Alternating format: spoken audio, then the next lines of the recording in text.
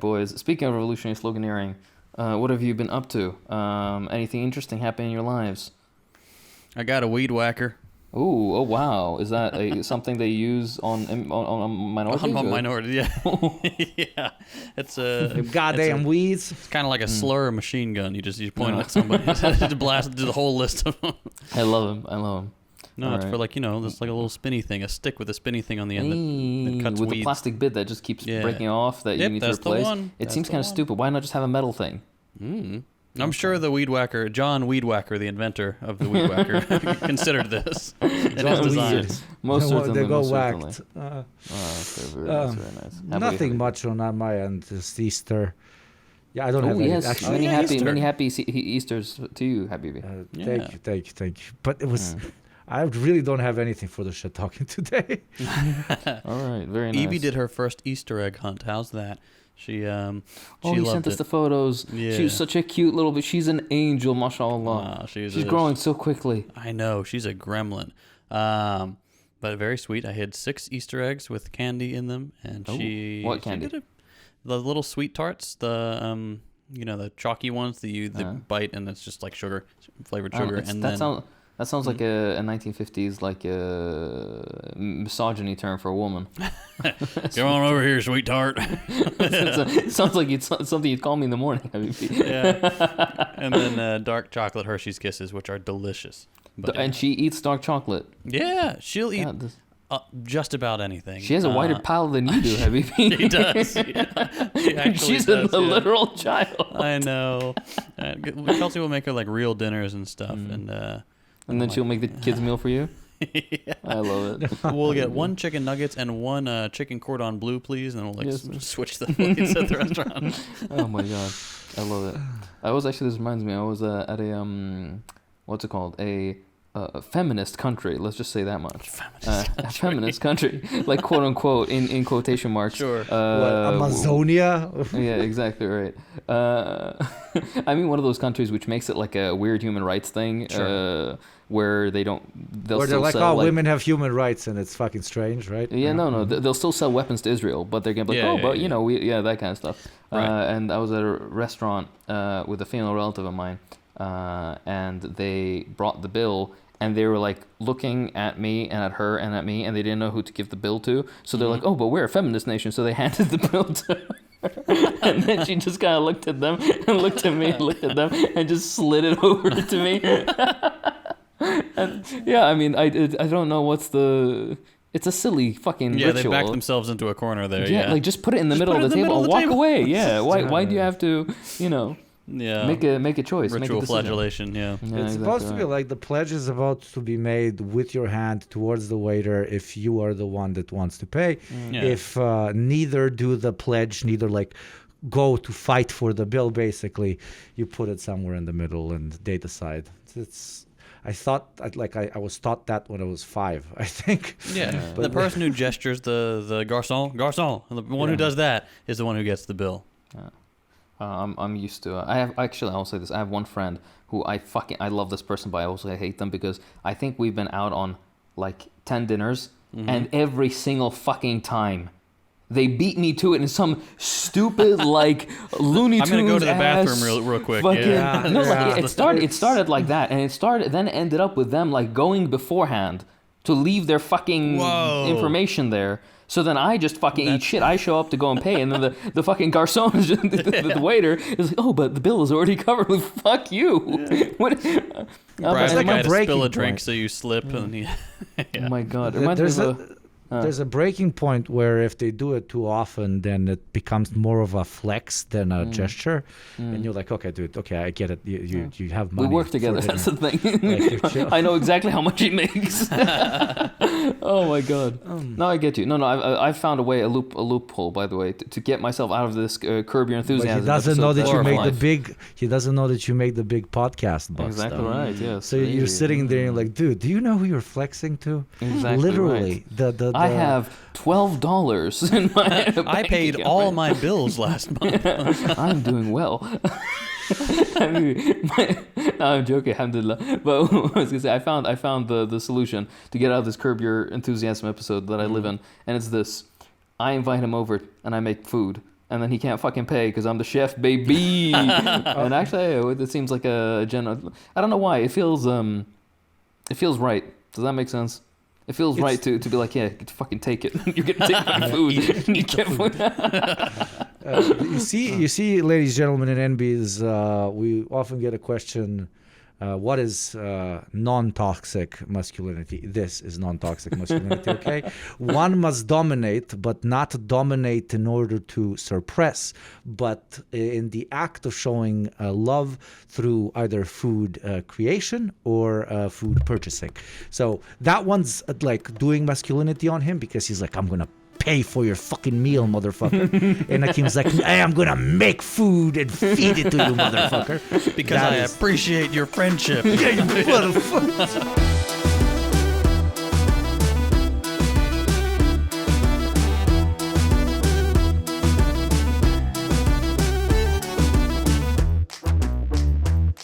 Hello, everybody, and welcome back to the Deprogram. Today is a Zdravo. Part 2 for the Suppression of the Left episode that we mentioned would go up the next episode, but then became like 6 episodes later. Let's go. We are just too good at our job and got you incredible guests that can talk about topics that we can't. Exactly, and yes, we're constantly suffering from success. It's getting painful cross at this to bear. point. Yeah, exactly right. Yeah, I will say though about the organization generally though, Hugo did a fantabulous job of creating this beautiful schedule, like a calendar where we put all the details. We used it for a good Gorgeous. 6 or 8 months or something, and then afterwards it just fucking fell apart because Hugo would yell at us to use it and we wouldn't fucking use it. Sometimes I open it to remember the good old days and I just scroll it. I'm like, oh, episode 87. That was a good one. Look, structured. So since you're a full-time slop farmer now, so you got plenty of time to wrangle us. Right? Exactly right. Yeah. You herd your sheep. Yeah. But it takes one to know one. Goddamn it! Holy shit! I still have like and this is going to give Hakeem a heart attack. But I have a semblance of a day job because for a stream you actually gotta sit there for like 4 or 5 hours. You gotta like actually schedule it and sit there and not move while the video essay degenerate category, which I'm not including Hakeem in because he still has a day job. Exactly right. It's like can plan it whenever, can take their fucking sweet ass Look at time. He doesn't give a fuck. He doesn't care. That's me. No, absolutely. JT, I'm not making this too deep. All I'm saying is that I'm better than you, and that's it. I'm kidding. No argument there. No argument there. I don't know how you do the stream. I don't know how you do the stream. I do 2 fucking videos about what the fuck. That is it's surreal. I make a video every 4 months. So dude, they're good videos too. Goddamn. All right, we'll stop filleting each other. Although we do thoroughly enjoy it. Today we're covering, or it's a part 2 of the Suppression of the Left episode. We're going to cover more concrete examples this time around, and we'll kind of break it up into 3 bits. One will be like more historical examples, and then the other will be more modern examples and ongoing attempts, and these 2 will be covered by our beautiful boys. I think I can start with the most obvious and clear historical example, and that is the suppression of the Paris Commune of 1871. Of course, for those who are uninitiated or don't know, the Paris Commune was our first glorious, I would say, experiment. They had many failures and many mistakes, and the people didn't really know what they're doing, but it was the first time they were French. In which... and that was really, honestly, their biggest mistake. The greatest crime. And really why they failed, but more importantly, basically what happened was a proletarian government, a radical socialist government, formed something called the Paris Commune in 1871 in March, roughly after the defeat of the French army during the Franco-Prussian War. The French government and the seat of the government in Paris actually vacated. They left France and left Paris specifically, leaving it entirely to its inhabitants, who then organized themselves and turned it into a proper commune. They established certain radical socialist policies. Not all of them were great, but some of them were good. Worker cooperative, for example, free education, that kind of stuff. The economic polygamous relationships, like every commune. Yeah, I mean, plus minus. They abolished bedtime. Yeah, exactly right. They all slept under one big blanket. But yeah, no, the economic organization didn't really take off because the Commune started in March and was defeated by May of 1871, so it lasted barely a few months. And that's because the French army that was then defeated by the Prussians joined forces with the Prussians to go and crush, the Paris Commune. They launched a very brutal assault.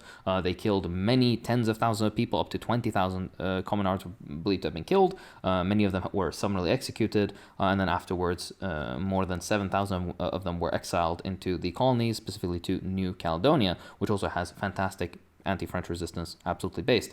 The thread here that I want to highlight, I'm not going to really dwell too much on the Paris Communes because everybody should know about it, is that a defeated capitalist government went and begged at the feet of the victorious capitalist government to go and crush a workers' movement, and they told them, we'll give you whatever the fuck you want, right? And they did the double-sided thing of like, look, hey, we're capital, we serve the interest of capital, you serve the interest of capital, so let's join forces. But also, if you don't break this, then this will easily spread, and your workers will start getting fucking ideas, all that nonsense.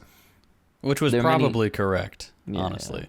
Yeah. But Marx lived through this, and he has fantastic writing about this. From the Civil War in France across other, just in the almost entire up and downs of the political developments of France up until the late 19th century, practically, were covered by France and by Marx and Engels. So I highly recommend you actually read his fucking work to cover this, because this is imagine if Marx could see the early Bolshevik Revolution. It's that kind of weight that it has to it.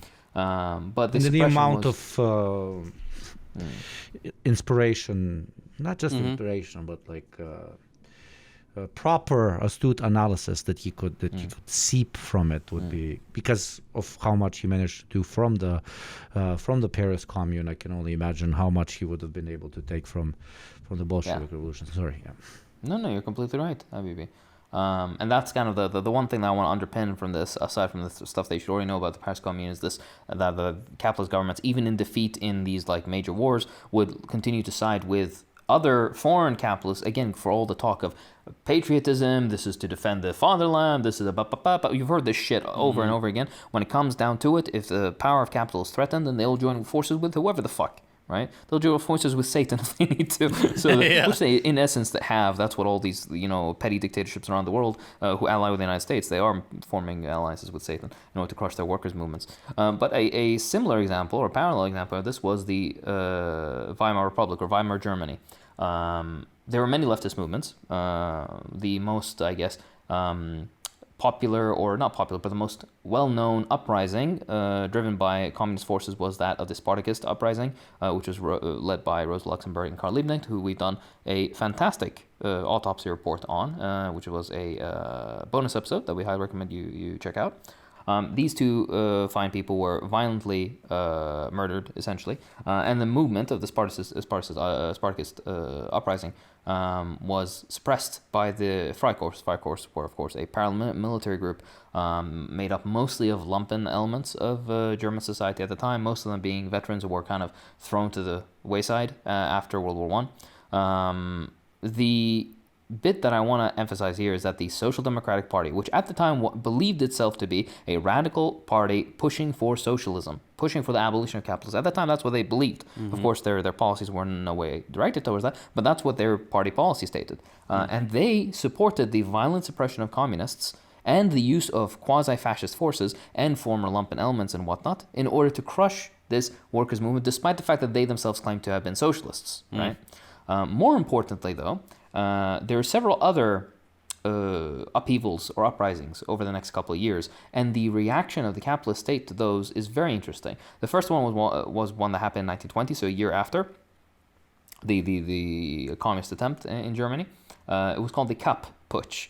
And this was where the Freikorps, which were just emboldened by their ability to suppress whoever the fuck they want politically, attempted a coup to overthrow the government, which was wildly and popularly supported by the military, by the police force, by the former aristocracy, by everybody who's reactionary and a piece of shit, basically, flocked to support this movement. And it got incredibly close to succeeding until the same communists that were suppressed just a year prior across the entire country rose up through a general strike to deny them political power. And then they realized that there's a risk of civil war, and then just kind of fizzled out at the end when they realized that to keep the integrity of the nation, that they can't go this far, right? Interestingly, almost everybody who participated at the higher levels, even into the medium levels, got away completely scot-free. They were either given allowed a safe passage out, or they were sent to do quote-unquote exile and then allowed to return afterwards, or were given a slap on the wrist fine. It's just nonsense. Basically no punishment whatsoever. Yeah. Dude, January 6th people had gone worse sentencing than these people. Yeah. Anyways, moving on. I keep thinking when you say Freikorps, I'm like, that would be so good in the United States for the reactionary chuds, but FRY, Freikorps. Fried. Of course, yes. As in French. Homemade. Moving on, though, there was two other uprisings. The first one was the Ruhr uprising, which also happened at the end of 1920. It was in reaction to the Kapp push, where they saw that the general strike built a lot of momentum. So they're like, you know what, let's push our luck here. And at this point, they did really kind of push their luck again. The army and the police was a bit too organized for the workers of the general strike, and as a result, they were brutally and ruthlessly suppressed. And I mean, no trials, no due process, summary executions in the streets, massive life sentences, hanging, everything that you can imagine was done to these people who were otherwise workers who were just trying to essentially fight for their rights. And then later on in 1923, there was another uprising, the Hamburg uprising, which was likewise crushed by the police. It was also led by this one was led by the Communist Party of Germany at the time. And that was also ruthlessly suppressed. And the parallel I want to draw with this example is when you see the left, or I mean particularly the radical left, the socialists and communists, pushing for policies that will actually help the nation and the vast majority of people through following the success of their revolution, for example. If it fails, they are ruthlessly suppressed, summarily executed, denied their rights, imprisoned indefinitely, so on and so forth. But if you're on the right wing, trying to bring in things that will only suit capital, they will completely restrict the rights of people, social and political rights. They will destroy the economic life of the massive base of the society, so on and so forth. But as long as you're doing it to serve capital, you get a slap on the wrist, maybe a ceremonial sentencing that will then be commuted, or essentially just sent into some bullshit exile where you're allowed to come back after a couple of years when the heat dies down, and that's that. And that's another example to parallel between the two. We're still in the first, early part of the 20th century. One popular example as well would be the Spanish Civil War, where in 1936, Francisco Franco and his fascist forces essentially launched a coup, and then the Republican forces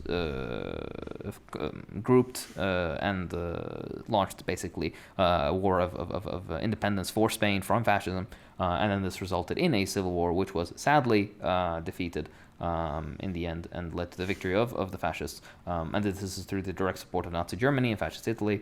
And in the end, this war resulted in the deaths of many hundreds of thousands of people, and of course an enduring fascist dictatorship that lasted many decades even after World War II. And it was a regular country that was accepted into the quote unquote rules-based order, or the form of that existed back then, just like Salazar's Portugal and whatever else, all the Latin American dictatorships, so on and so forth, which we're coming to.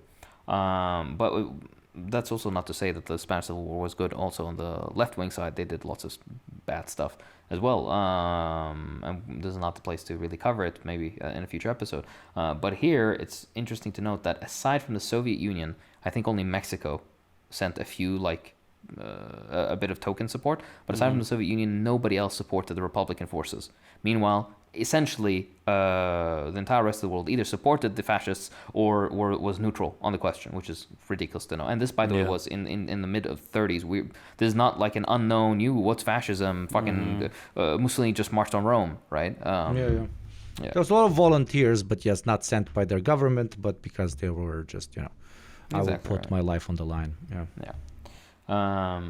moving on, we have, of course, the various Red Scares in the United States. I'm going to cover only one, the first one, because the second one is the McCarthy era, and we already know about this.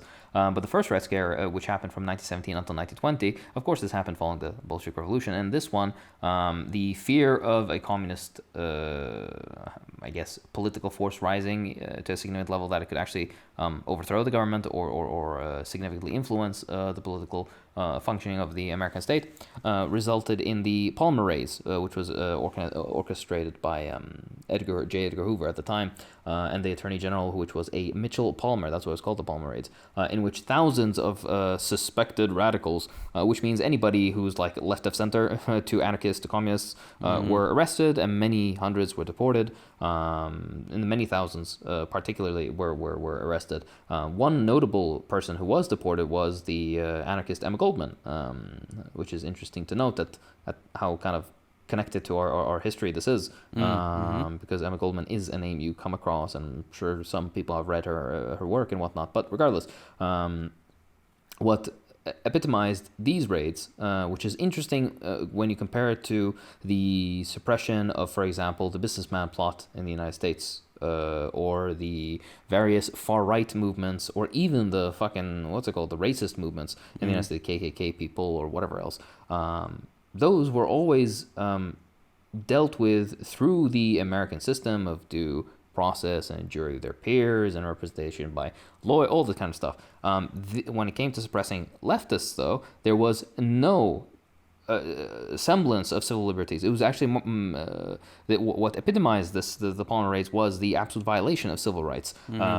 Searching without warrants, detentions without any sort of due process, deportations without even paperwork being filed, so on and so forth. It's kind of interesting that it parallels what's happening today with ICE, where it's just kind of like, well, what they say goes. But for example, the January 6th people, comparatively, or who was the guy that went across state lines with a gun and shot two people? What's his name? Rittenhouse. Yeah, exactly right. And he got the full shebang, as you fucking Americans say, right? He got the trial, the jury, the money poured in from across the country to support his stupid fucking book deal. Yeah, exactly right. Moving on though, I'm trying to keep it kind of like semi-international. We're gonna get to a few other countries. One little thing this is more recent too, from the like 60s until like 10, 15 years ago. In the UK, there have been significant infiltrations of left-wing groups, and this is kind of a different example. Before I was covering more statewide, there's a fear or a threat of communist takeover, so people would or the government would do what it did. But when it comes to more individual group-by-group basis, the UK had deployed, British police specifically, deployed undercover police officers into basically every left-wing political party under the sun in the UK over many decades. Some of these members had been in these groups for years, like 10, 15, 20 years. Some of them even had like romantic relationships with members and whatnot, like intimately connected to it. The amount of like dedication to this kind of stuff. That's insane to me. Yeah. And I can't even imagine. And there are records of officers from the late 60s that have just been declassified, and this person could be dead for all we know, right? But they still they call them like Agent H164 or whatever. They don't give anything, and then they mention a few details, and it's also blacked out all the other important relevant bits. But regardless, can you guess what kind of groups that they would infiltrate? They would infiltrate general left-wing parties, or reading groups, environmental groups, anti-racist and anti-Nazi groups. Should tell you something. Exactly right. And they would catalog all their members, and they would do the little oral lists where they'd be like, "Oh, this person Jew?" ? Like the entire thing, right? Likewise, even embarrassingly late into the existence of apartheid, they would infiltrate anti-apartheid groups. And try to undermine them. Despite the fact that this is like completely. When do you think that maybe you're the bad guy? Like, no, they know. Yeah. That's the thing. I guess, yeah. My God. And of course, then you have the usual trifecta of infiltrating groups against arms trading or for arms embargoes. Number one. Number two, anti-nuclear proliferation groups, which we're getting so far away from like, you know, like even environmentalists, yeah, sure, there's like a certain radical, but there's a bunch of people who are just like, oh, I want to recycle more. Right? I like that tree. Yeah, exactly right. So anti-nuclear weapons, anti-monarchy people as well, which could be, by the way, fully centrist Republican type. I mean, Republican in the sense of like general European thought, not the American political party perspectives. And the final thing, of course, is trade unions that they infiltrate. It's very, very silly, like overemphasis, especially when you compare it to the fact that there exists or existed like paramilitary right-wing groups in the UK and across the North America that the government either barely knows anything about or just kind of like lets exist, right? As they do their drills, pretending that they're training to overthrow the government, and they're just just let them mind their business. Like, look, we don't need to infiltrate those because they're us. Guys, come on. Exactly right. My cousin Timmy. Yeah. And all the other organizations like this might be pushing it a little bit too much, but they understood that eventually the conclusion all of these organizations are going to come to, at least the majority of them, once they fully dedicate themselves to, I don't know, environmentalism or denuclearization, etc., is through what? Through the development of class consciousness. It's to an extent unavoidable if you're actually dedicated to any of those particular questions. So they knew that in the long term they might be a potential ally of the big evil Cold War enemy, etc., and that was very often what was given as a relative pitch to agents and shit, because the question was good and your answer is completely correct. They knew they were the bad guys, but sometimes you need a lot of cannon fodder, and not all the cannon fodder is either very fucking stupid, it just wants the fucking paycheck and doesn't care that they're selling their soul by snitching on people to probably cause their death, or sleeping with them and making like 5 children with them and living a whole life even though they are not who they say they are. There is the other category that needs some sort of motivation, and the motivation usually was, the hyper-focused, big red evil bear that is going to, come and essay your entire family unless you fight against them. So yeah, ignorance spiced up with fear-mongering as a pitch, and a true understanding to an extent that every non-right-wing adjacent type of organization will de facto, if it is truly dedicated to its ideological path, come to class-conscious perspectives, which questions the status quo and therefore questions your position in said status quo. Absolutely, beautifully said. And this is the thing that these examples are replicated so often that they become kind of they lose their structure and they get lost into the mass of all this stuff. I mean, we've mentioned in the entire spectrum of suppression that extends from infiltration of groups to suppression and limitation of political and civil liberties, deportation, stuff like that, to mass executions and entire massacres, to civil war and fascist takeover, like the entire spectrum of it. But at every step, the point is to suppress the radical left, particularly socialist and communist forces. And nothing of the sort is done. I know I'm beating a dead horse, but nothing of the sort has ever been done, really, to any meaningful extent, against the far right. In fact, it's always almost exclusively to the service of the far right that liberals will bend the fucking knee if it means that there is a viable, or sometimes even not viable, leftist alternative that might gain power instead. Yeah. In this case, then I can kind of round off with a few examples and then finish off with the Shanghai massacre and the Operation Condor events. Across the rest of the world, the most notable one, aside from the South Korean Bodo League massacre, which was carried out under Syngman Rhee, the fascist dictator of South Korea, who's, by the way, always called president. He's always called the president of South Korea. He's never called the dictator of South Korea. I find fun. Even though he was a literal fascist dictator, there was no semblance of democracy. He was installed by U.S. military forces in the country. He had zero fucking popular support. It's a really dead horse, my friend. Yeah, sorry. We love words, love using words. Yeah. Right. My God. But anyways, yeah. I'm not making fun of you. I'm like, it's. I get you get my point. The horse is smelly. The whole room, the room isn't smelly anymore. The barn isn't smelly. The whole village just smells like a dead horse. And you're walking around and telling people, look at the dead horse. But guess what? They've been smelling the dead horse for so long, they think it's a perfume. They think it's normal smell. What was it? That ancient Chinese say, what was it?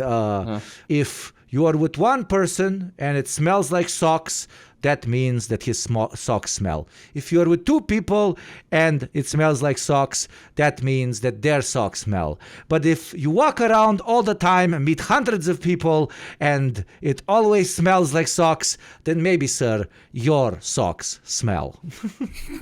Important knowledge. Thank you. Thank you, Confucius. Actually, I think a man learns like patience once a mosquito lands on his balls. Quality. Thank you for that, Habibi. Let me round off here. In Indonesia, in 1965, at the time, Indonesian Communist Party was one of the largest in the world. It had many millions of members. And through nonsense, they claimed that there was a coup attempt that was carried out by the Indonesian Communist Party with basically no evidence to the point. I mean, it's heavily restricted even to this day to properly carry out any sort of research into the topic because it's so significant to the political scene in Indonesia, even to this day. But for all intents and purposes, they claim that the Indonesian Communist Party tried to carry out a coup attempt and failed. And as a result, General Suharto, which was the, again, fascist who took over after Sukarno, who was actually pretty based. Doesn't help that their names are almost identical. Yeah, exactly right. He ordered the massacre of what he claimed to be communists, but this resulted in anybody who even loosely sympathizes with... Oops. Sorry, I found the actual quote. No, please continue. I'm going to go on a rant afterwards. Go. So this resulted in the massacre of hundreds of thousands or up to even 1 million people. And the US and the UK directly supported this anti-communist purge. The United States would monitor certain leftists and kind of give information to the Indonesian government about like this person is here and they tend to stay there and this is their daily routine. And here is the information. Do with it what you will. But no, we're not telling you to do anything. Right, but we're if you completely happen to, innocent. Here's all the actionable information. Here's all the things that you need to act on.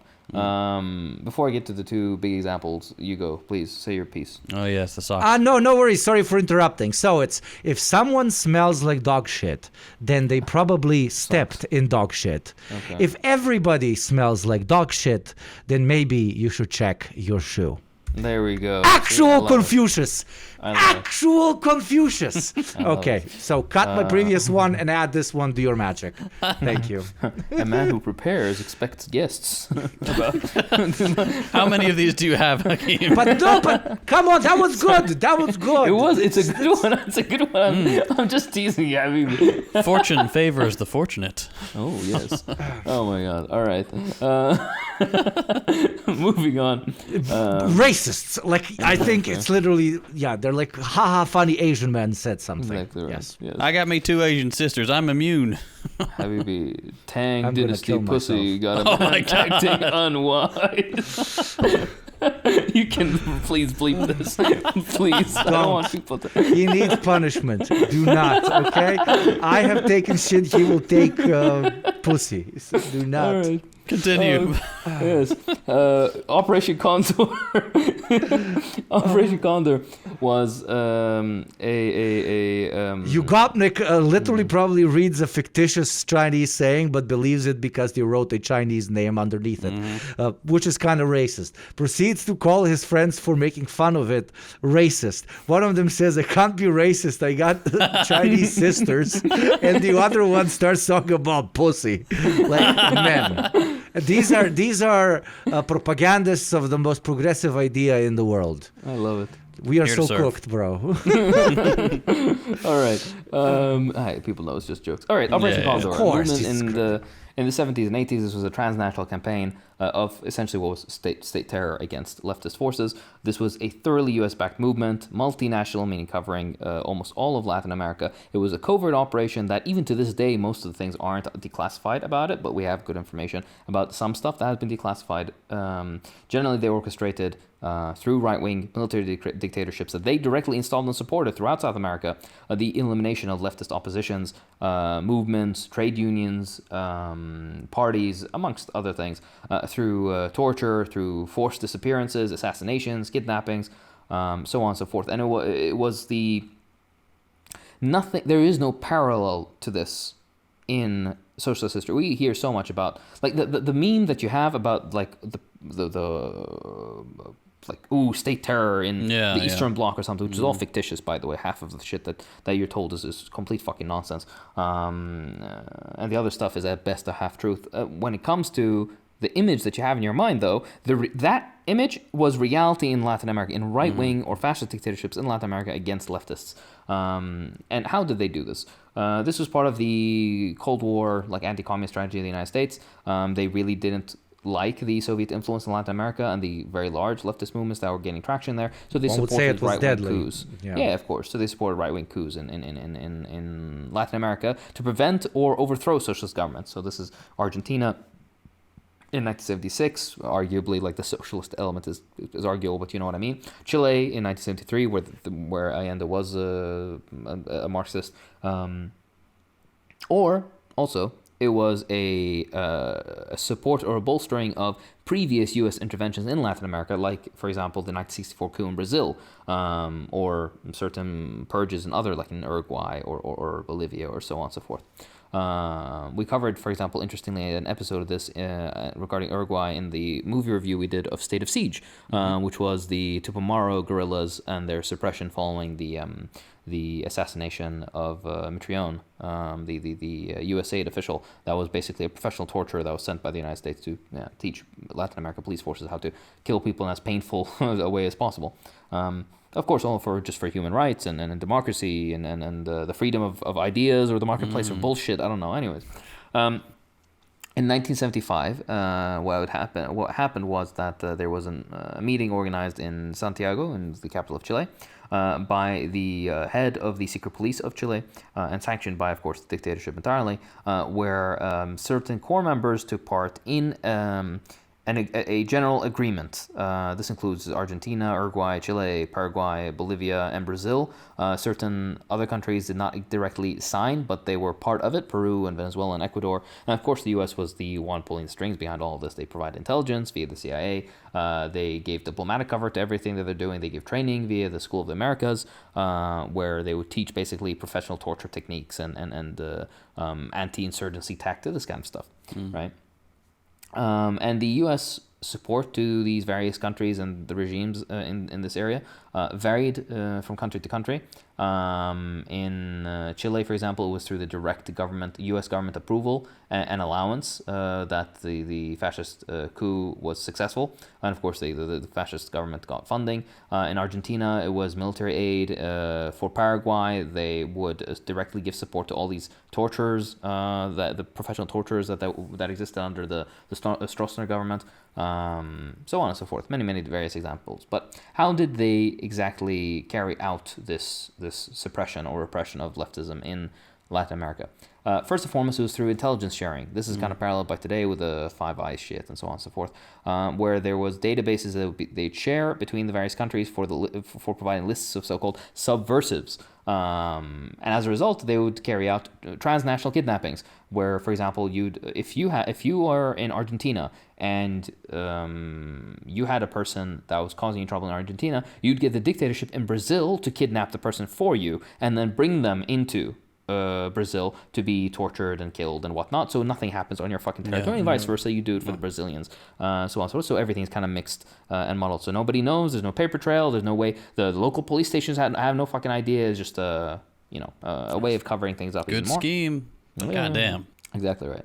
A good example of this, for example, was Chilean exiles that left Chile or were forced to leave Chile and escape to Argentina following the fascist coup.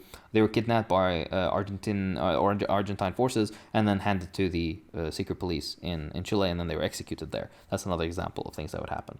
Another thing that they would do is that they would kidnap people from their homes, from their schools, from their workplaces, from their fucking visiting their grandma, whatever, on the road somewhere, taking a taxi, whatever the fuck. They would kidnap people and they would be disappeared. And this means tens of thousands of people in Latin America. Disappearance basically means they were killed, but the actual content of this is not known. How they were killed, where they were left, what they did with the bodies, torture, all a question mark. You don't know exactly what happened, but they don't even know where the bones are of these people, right? That's what they mean with disappeared. Of course, certain things have come up across the years and decades since, but across Latin America, there's entire databases of people who they don't know where anything happened to them. They have just walls with their photos in these museums, and that's all you know about these people who had probably horrifying final hours at the hands of fascist dictatorships, who knew nothing better than to like ruthlessly suppress and torture, only for them to eventually fall, like all fascist dictatorships end up falling. Regardless, death flights was another one, which would be essentially prisoners being drugged, stripped naked of their clothes so they don't float, and then afterwards thrown alive into the Atlantic Ocean, for example, or somewhere else from planes. Essentially an execution method where they would be able to be disappeared into the ocean.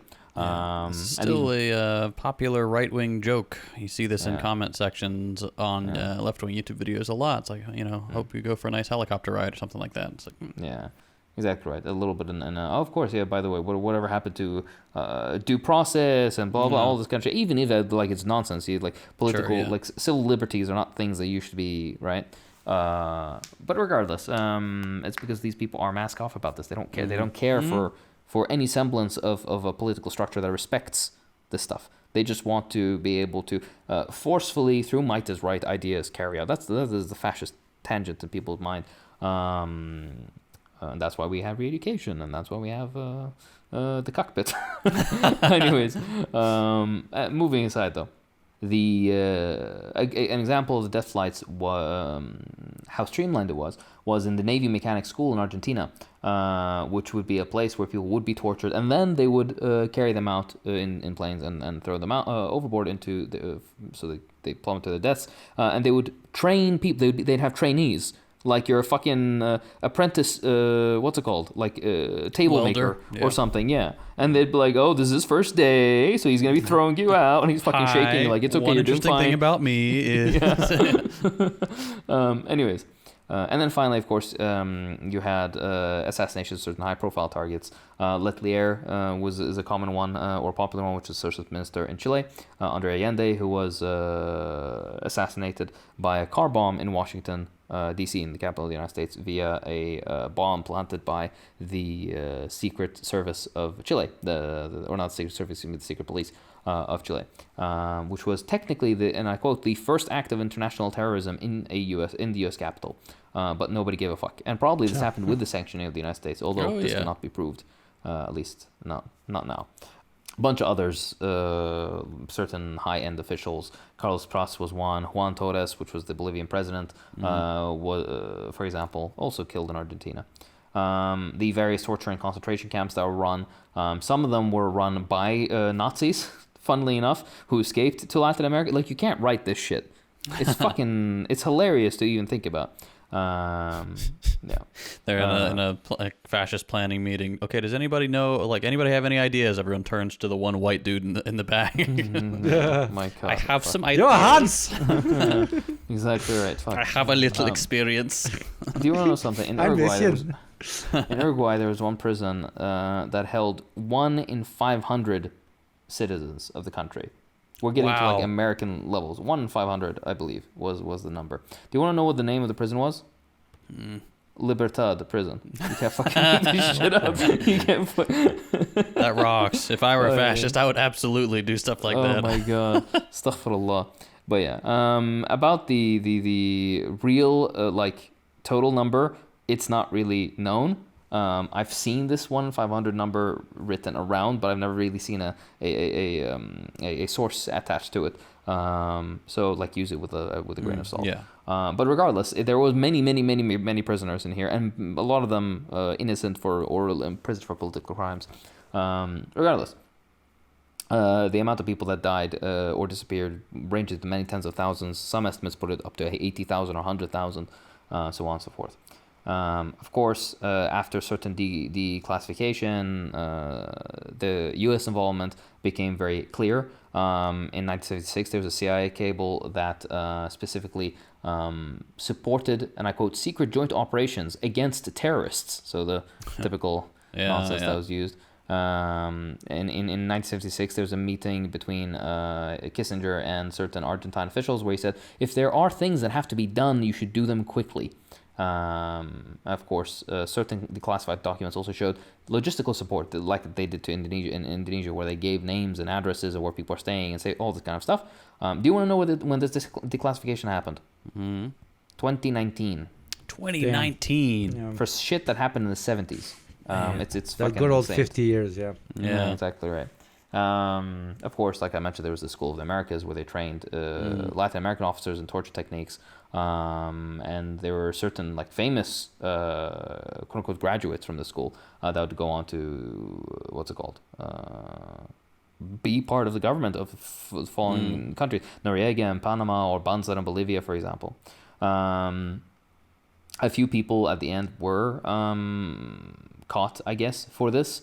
And there were some truth commissions and trials and whatnot, but certain people either died before anything could happen, or others were given like slap on the wrists or something, or they would find a token person that they would execute or give a ridiculous sentence to. But that was about it. The vast majority of people did really kind of get away with it. The specific ways that they would carry out their I guess the framework of repression was to formalize things as much as possible under the directorship of the United States, and this, like I mentioned, to fundamentally existed in the form of shared databases. One popular example of this is the Archive of Terror in Paraguay, which is a funny enough name for it, but essentially it's just a huge list of names and addresses and whatnot. The standardization of torture techniques, and the cross-border protocols that they had, where they would bring people across, or like kidnap one person in another country and move them to somewhere else. I found this earlier, and I for some reason I can't find it again, but it was a list of the torture techniques that they would carry out and their nicknames for everything, and it was like, the grill and the barbecue and the fucking light bulb, and it's cute little names that they have for everything, but it's all the brazen bull. Yeah, exactly. It's all fucking various forms of electrocution or burning, or it's the typical fucking or mock executions or something. I think they call it the surprise party or something, when they bring somebody in front of their family and then pretend to shoot him and shit like that. It's just ridiculous. Fascist mini games. Yeah, Jesus Christ. Side quests. That's, I guess, about it. I guess in some very late, stupid instances, you have a bunch of guys who are like 98 years old who are now going to prison, which is like, yeah, all right, okay, fine, yeah. I think we can like cut it off here. The Shanghai Massacres is fun, but I think maybe we can do it. I mean, it wasn't fun. It was a horrible episode. The Shanghai Massacre is fun. No, I mean, it was an interesting episode of history. It was a horrible thing. But I think we can leave that off for a dedicated thing that we can cover, because it's it also underpins a particular error of the Chinese direction at the time that they very rapidly corrected and then turned into a victorious force afterwards. I'll hand it off to you boys. I've been talking for way too long. All right. Well, thank you, Daddy Hakeem, for the very thorough rundown of just how big of a boot we've been under since the inception of socialist thought. It truly does go to show that communism is a failed ideology that always collapses on its own and definitely doesn't need to be violently suppressed, right? But the modern world, is different, right? Surely those things don't happen anymore. I believe the State Department when it says those were all bad mistakes and they're the good guys now. I'm a liberal, by the way. So, well, dear listener, I got some bad news for you. It very much does still happen today. I'm going to restrict my section here to the U.S., UK, and Canada, and only in the years since 9/11 and the beginning of the so-called War on Terror, because Hakeem... The only important countries that matter. And dare I say, the international community. The entirety of the international community. Right. Since 2001, governments and their many tendrils in the US, Canada, and the UK have all engaged in shady and outright draconian activity that normal people and many experts outside the West argue constitutes suppression of left-wing political movements, activists, and organizations. And these measures have often involved surveillance, legal persecution, disruption of protests, and legislative crackdowns, plus a number of black baggings and your garden variety beatings and, quote, officer-involved shootings. So let's jump right in with America's hat, the land of trailer park boys, and I think probably bad Mexican food, and that is Canada. Canadian suppression typically falls into one of three categories. You got surveillance of Indigenous and environmental activists, crackdowns on student and labor protests, and drafting anti-terrorism laws that target dissent. First, the environmental stuff. The RCMP, that's the Moose Cavalry, and CSIS, Canadian CIA, have conducted extensive surveillance and monitoring of Indigenous land defenders. I can't. Canadian CIA. Oh my God! No, that's what it is. I know. And Canada is to an extent a serious state with serious intentions. Yeah, very serious. But holy fucking shit! I don't think there's a nation, a people, and a country which, to an extent, like I've never met a shitty Canadian. Like, no joke. So I genuinely don't want to shit talk them, but like, holy fucking shit! Just because you are 5 miles north of the Yankee fucks, nobody takes you seriously. Yeah. So what I'm saying is, the only way for anyone to ever take you seriously and no longer associate you with moose riding a red hat guy and call your intelligence agency the Canadian CIA, is to wage eternal war on the south until you create a border so big it will make an ocean look like a joke. Rise up, mooseheads. Rise up, kind men of the north. For winter I'll believe is coming. It when I see it. I'll believe it when I see it. I will interject solely to offset what you said. I have met only bad Canadians, and I think my fault is most of them were from Quebec. So maybe the French you thing. call them a dirty And that's not me being going. racist. It was they that were fucking racist. That's what. Any other fucking Arab says that, I believe it. 100%, 99.999 of all of them on the planet, every single one, I trust. Except fucking floating fucking head right there. Yeah, please go on, Habib. We've met this man in person. We know what's in his heart. All right.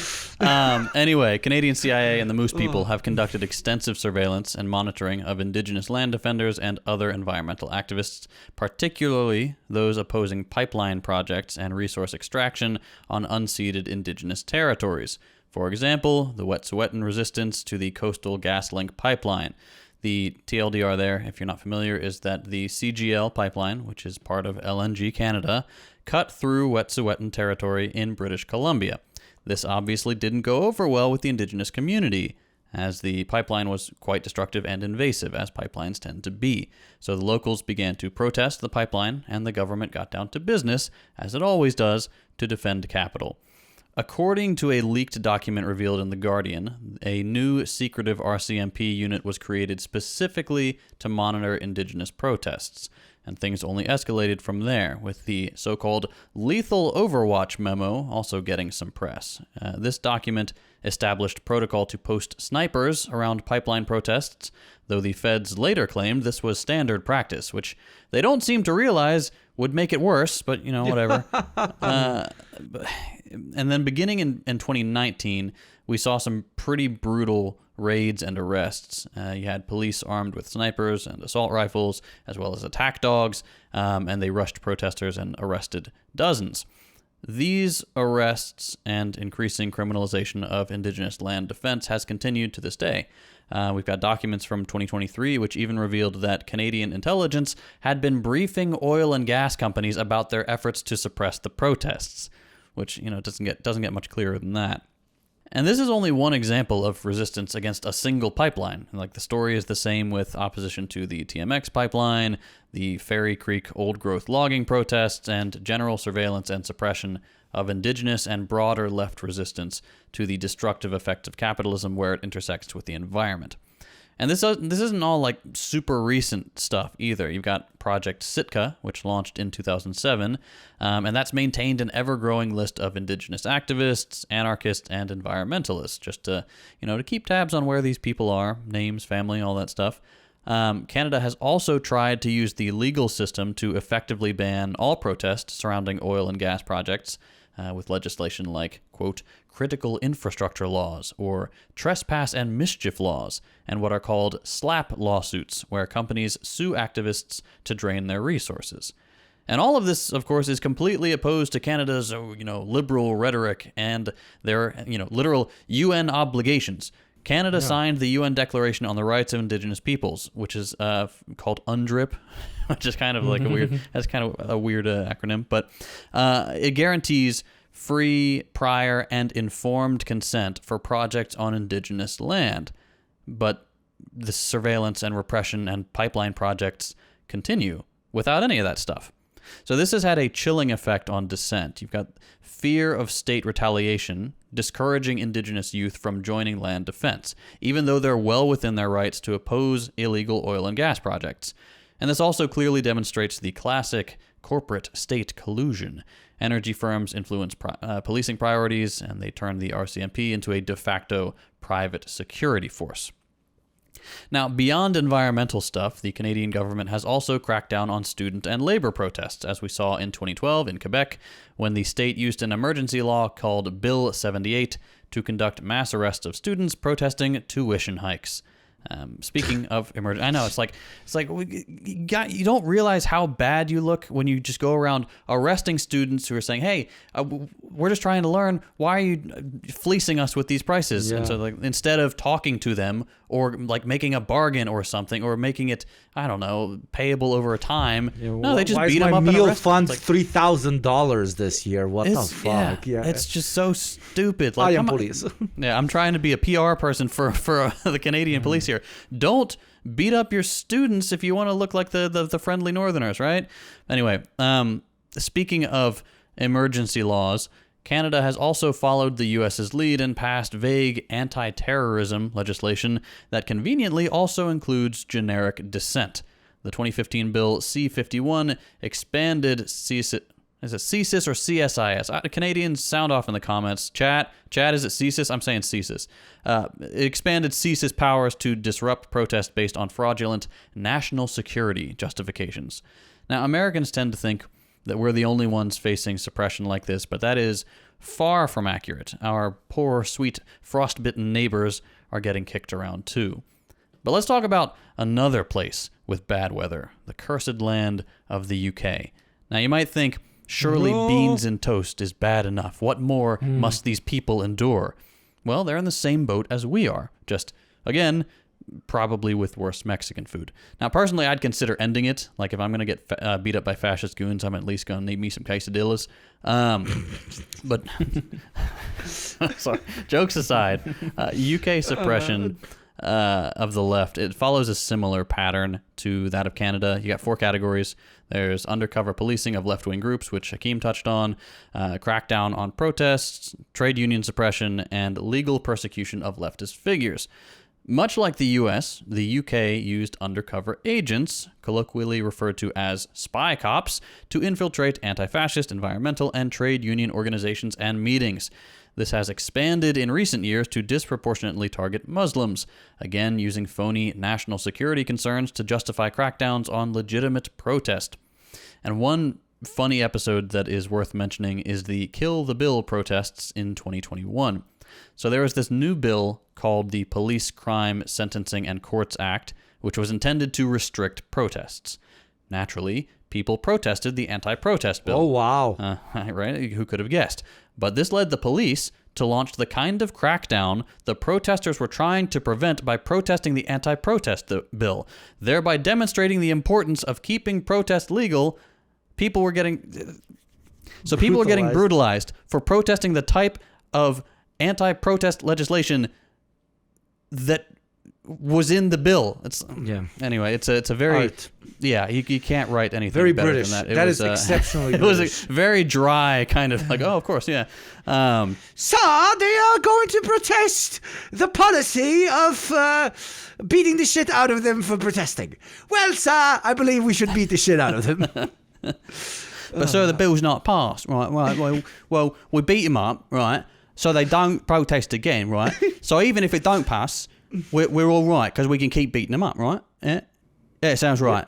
Sounds right. Peaky fucking blinders. Stupid British. Anyway, Then there were the vaguely lefty, and like I don't want to get started on the Extinction Rebellion thing because there was some speculation there. But the vaguely lefty Just Stop Oil and Extinction Rebellion protests, which were the targets of mass arrests under the usefully vague public nuisance laws. Then you had the Trade Union Act of 2016, which imposed stricter strike ballot thresholds, which weakened labor organizing. And then the Minimum Service Levels Bill of 2023 made this worse by allowing the firing of workers in key sectors if they chose to strike. And of course, who could forget the historic smear campaign and legal persecution of the one decent man England has ever produced, Jeremy Corbyn. Back in 2020, after a huge coordinated political hatchet job and media blitz, Corbyn was removed from his post as Labour leader for alleged anti-Semitism. Of course, by now we're all familiar with the bullshit charges of anti-Semitism leveled at literally anyone who suggests that maybe Israel isn't the utopia Zionists claim it to be, or who politely suggest that they stop murdering children to expand their ethno-nationalist apartheid regime. But if it wasn't clear yet with Corbyn, the pro-Palestine protest restrictions of 2023 and 2024 made it abundantly clear. The government cracked down hard on pro-Palestine protests, effectively criminalizing standing against genocide. Looking at the time, we're already running long here, and frankly, I don't want to think about the UK anymore. I prefer to believe it's a myth. So let's move on to the great Satan, the United States. Here we deal with pretty much the same categories of suppression as the UK, but with added emphasis on punishing journalists, whistleblowers, and public figures. Basically, anybody who they might think like, oh, this guy could maybe start a little following, this guy could cause some trouble. Those people need to be dealt with. Perhaps most obviously is the FBI and DHS monitoring of left-wing figures, organizations, and speech. U.S. intelligence has monitored and infiltrated Black Lives Matter, the Occupy movement, anti-fascist groups, environmental groups, pretty much any socialist organization you can think of. There's probably at least one Fed keeping tabs on what's going on. And this has been the case for a really long time, and frankly, it's always going to be the case. It is foolish to think otherwise when these people say that, oh, we don't do that anymore. We recognize that it was a violation of civil liberties, and today we're the woke CIA. We're rebranding. So just don't buy it. There's always going to be infiltration. Documents obtained by ballsy journalists through FOIA requests have revealed that federal agencies have been leaning more recently on counterterrorism frameworks to justify increased surveillance of U.S. citizens in general. Even fairly unthreatening people who just go to like a march for Palestine or like a march against gun violence. If you're listening to this podcast, you're probably the type of person who has an FBI file. So if you're interested and you're willing to bribe a low-level federal official, which is actually weirdly part of the process to get your file, your FBI file, you submit the FOIA request, and there's a section that says, I am willing to pay like blank for expedited processing, which doesn't really expedite it. It took like 6 months to get mine, but you can say like, I'm willing to pay $50, and then they give you like, here, put your credit card information in, they take your $50, and then supposedly you'll get your file more quickly, which is very funny to me. But yeah, go do a FOIA request if you're interested. They might have something on you. But speaking of journalists, it's hard not to at least mention Julian Assange and Chelsea Manning, both of whom leaked documents and or videos detailing U.S. war crimes around the world. Julian Assange, in particular, is incredibly lucky to be alive, and I'm fairly certain he thought he was going to get bonked by the CIA. And we don't have time to cover his whole saga here, but do go look it up on your own time. It is nuts. But the thing we're most familiar with at this point in the United States is crackdowns on protest. This has been a trend in the U.S., and police aggression against protesters of all stripes has been getting worse and worse. It's not uncommon to see broken bones, concussions, people ending up in the hospital, some have been blinded or left paralyzed, and of course the number of people killed by cops every single year exceeds 1,000. You can find this information online if you search like police shootings tracker. There's a map and it breaks it down by day, and by a yearly total you can see the number generally ticking up every year. But Occupy Wall Street was a wake-up call for a lot of Americans. People were pissed. Like, the rich got away with ruining millions of lives, and we thought we'd exercise our right to democratic protest, right? Or we'd, make our voices heard. That's what this country is about, right? come to find out, this place ain't so democratic after all. The post-90s malaise just vanished as cops ransacked encampments in New York City, Oakland, and other cities across the country. For a bunch of formerly middle-class Americans, it was finally becoming clear that we are the enemy, and the police function as an occupying army rather than people who are there to, quote, protect and serve. So fast forward to the summer of 2020 and things get way worse. You got riot cops in full armor. You got tear gas that's banned in war. You've got less than lethal rounds maiming people. You've got newscasters arrested live on air. And of course, you've got white supremacists taking the opportunity to kill some dirty commies and blacks because the police clearly didn't give a shit. And while this violence was worse than Occupy, like the overt violence, there was also more insidious state violence. You had DHS and ICE getting quietly deployed against protesters in Portland and likely in other places we didn't find out about to grab protesters and shove them in unmarked vans. Thus began the more overt terror campaign against U.S. citizens. Like before, it was like, they're trying to say, you break the law, we're going to send the cops against you. You see a cop when he's coming, he's a cop, he's wearing his cop gear, whatever.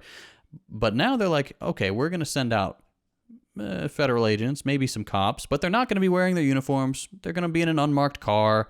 They're just going to handcuff you, shove you in the back, and make you think they're going to dump you in the side of the river somewhere. And this is intentional, right? You don't want to get disappeared, do you? Stay at home, citizen. It's for your own good. The militarization of cops continues, as we've seen with training exchange programs in Israel and the development of Cop City in Atlanta. This is a place where cops are literally trained to act as that occupying force against a hostile populace. We're talking like building-to-building warfare, actually going in with the intention of shooting people, like really grim stuff that they used to kind of keep on the DL. And of course, activists were protesting the construction of this Cop City thing, and they are now currently facing, guess what it is? Can anyone guess? It's terrorism charges. Jesus Christ. Of course. What do you know? Once again, legislation is being penned specifically to categorize legitimate protest as terrorism and to criminalize being an American with a conscience. We've got see this repeating throughout. Yeah, every single time. It's incredibly useful, this vague legislation. And we've got Canada, we've got the new critical infrastructure laws, as well as the famous Republican-led bills like HB1 out of Florida, which has increased penalties for, quote, rioting, another good vague term there.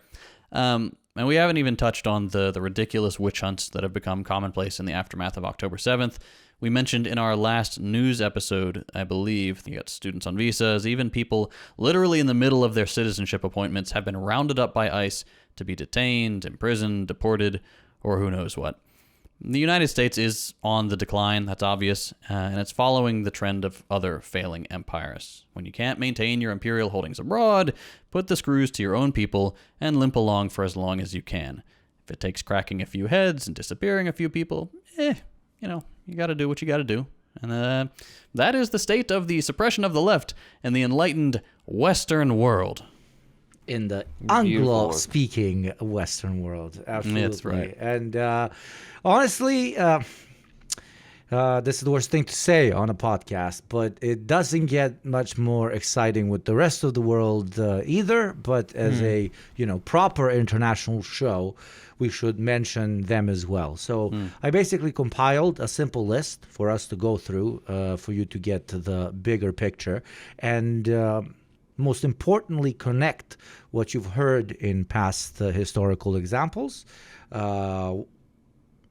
connect with what is happening at the core of empire over in the US and UK and so on, and the policies that to an extent, with different variations, are just being copy-pasted and applied.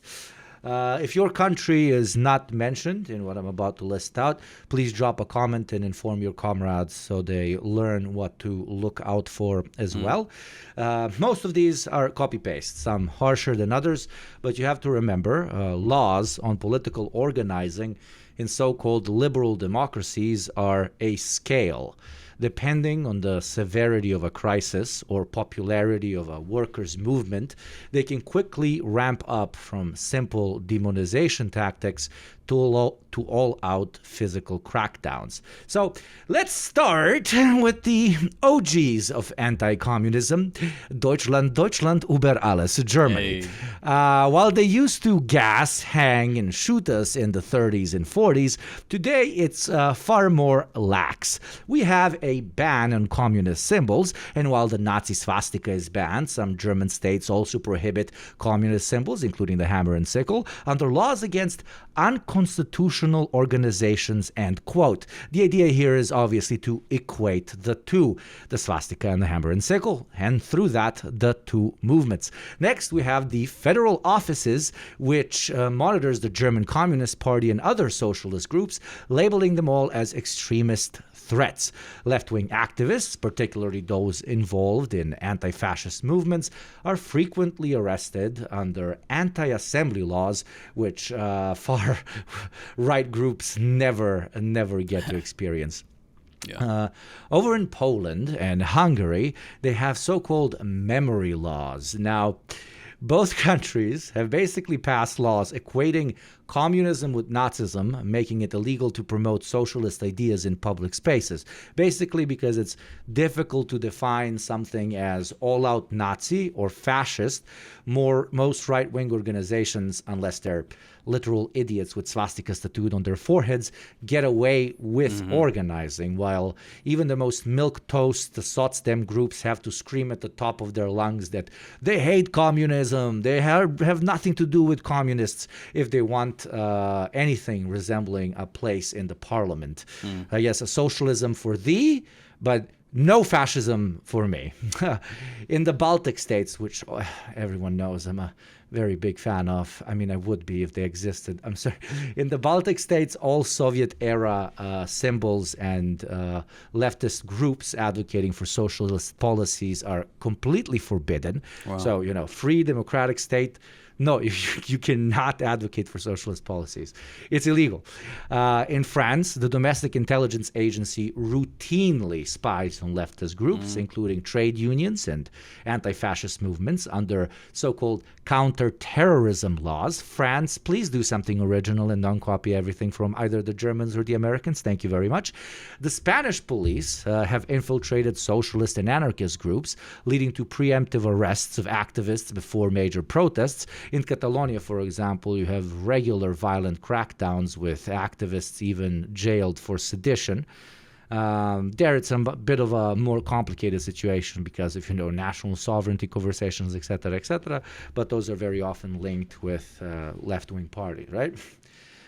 Basically, all across the EU, you might have noticed if you're not blind, the liberal establishment has developed its own version of the Republican fake news pitch, completely annihilating coverage, funding, or even the legality of certain left-wing media operations by simply painting them as, quote, Russian propaganda, which, I mean, even if they were, you don't get banned for praying at the altar of the White House or Tel Aviv, but, what do I know? I'm from the East, that means, I'm a fucking vatnik or something. And finally, before moving on from le cursed European continent, suppression isn't only domestic, with the EU supporting US-led embargoes, making it illegal for European groups to send aid or organize solidarity campaigns with countries like Cuba, for example.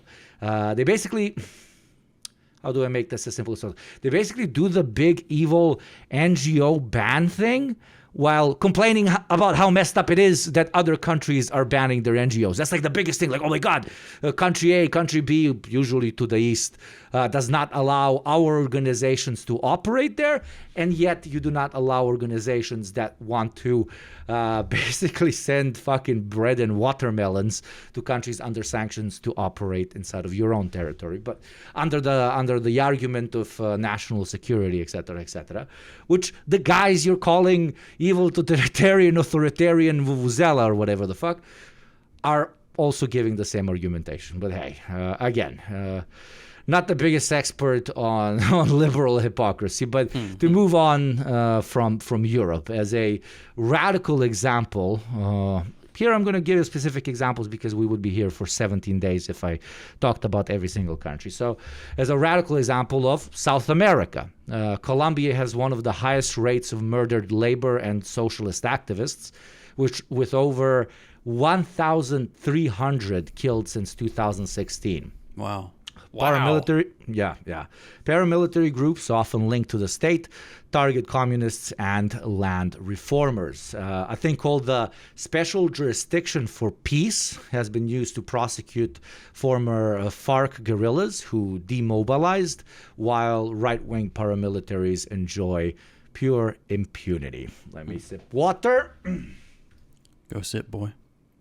Over in India, under Modi's government, something called the Unlawful Activities Prevention Act is used to detain communist activities without trial for years. The idea is similar to El Salvador. You got tattoos, means you're probably in a gang. We're not saying you're in a gang, but it's going to take us 5 years to find out if you're in a gang. By then, your spirit is broken and you can't do anything.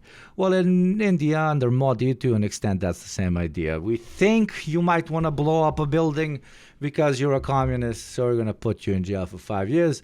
And when you walk out a free man after we have proven nothing, you will simply not be motivated to do this anymore because, I don't know, you have a 6-year-old child waiting for you at this point. In Indonesia, which has its absolutely unhinged, disgusting history with massive anti-communist mass murder, to this day, has all communist symbols banned, and leftist groups are completely, permanently banned from all elections. Moving to Africa, the Nigerian government violently suppresses strikes by the Nigerian Labour Congress, for example, with police using live ammunition. In South Africa, the economic freedom fighters, which many people that listen to this probably know a lot about, face police brutality during protests regularly, with more than a few unions having reported murders of organizers, often linked to corporate interests. Over in Turkey, they're kind of kings of crackdowns, especially with recent news coming out of there. The Turkish Communist Party and other leftist groups are frequently raided by special forces and everything, with members jailed under anti-terror laws, and all socialists branded as foreign agents, which are linked to the PKK, justifying arrests and complete media blackouts or any presence in the media. And so on, and so on, and so on. The gist is simple. Demonize, destroy their microphone, aka media firms, violently crack down to intimidate, and if that doesn't work out, ban them completely or just disappear them. That's anti-communism from Tokyo to L.A. Ain't that the truth? Beautifully put, boys. Someone sounds sleepy. Absolutely, yes. As always, boys, can you guess? I'm very tired. Hell yeah. Well, there you go, gang. We hope you enjoyed this rundown of just how bad, scary, and not fun it is to be a lefty anywhere in the world today. I hope you're feeling more optimistic. I hope you're feeling fired up to go and do your organizing. There definitely aren't any feds in your organization. We're sorry. Or some Canadian CIA. Yeah, watch out. Watch out for the Mounties. But I think that'll do it for today. Unless you boys have anything else, I think we've covered a lot of ground. Yeah, all right. There's so much more to say always, but I think it's a good time to wrap it up. We can always do an extra bit, a bonus episode 3 or whatever to this. Hell yeah. All right, well, we'd like to take a quick moment to thank all our beautiful piggies over at the Patreon, without whom we really could not do this show. Many kisses and little tickles on your soft little ears. So thank you so much. If you're not in the Discord already, go check it out. A lot of people ask, how you get in the Discord? Just Google link Discord and Patreon account. It should be the first link. I don't know why Patreon doesn't tell you how to do it, but there you go. And with all that being said, this has been the Deprogram. I'm JT. I'm Hakeem. I'm Ayugopnik. You know, the Canadian CIA is coming. Ooh, so scary.